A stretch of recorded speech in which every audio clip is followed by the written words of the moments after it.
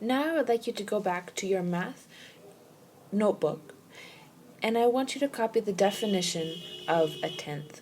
The place value in the first column to the right of the decimal point that represents a certain number out of 10 equal parts. Please take time to copy that definition now. If you would like to draw a picture or write some numbers so that you remember what it means, you can do that also. I might draw a number that looks something like this.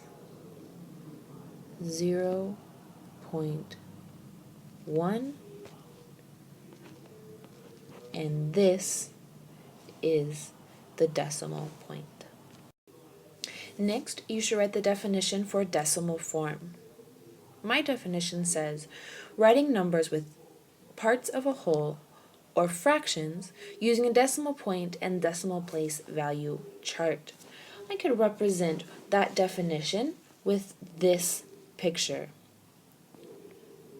1/10 as a fraction is the same as 0.1 in decimal form.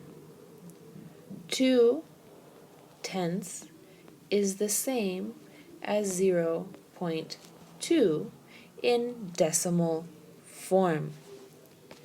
We know it's decimal form because I have a decimal point and I use digits using a place value chart. Next, I would like you to write the definition of decimal point. My definition is the dot that separates whole numbers on the left from fractional parts on the right. And we can represent this in a picture form using a place value chart. So if I have a place value chart with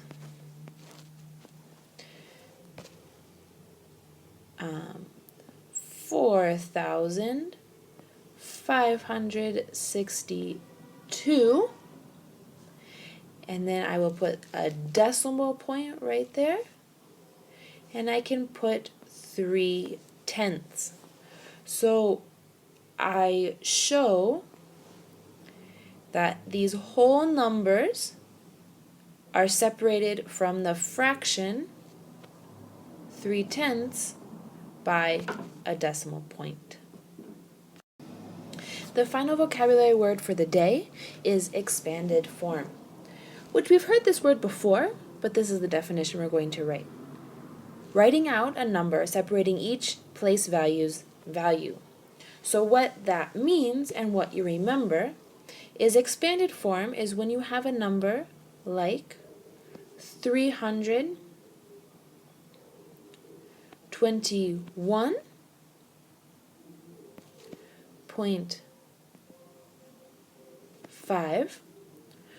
We would write that as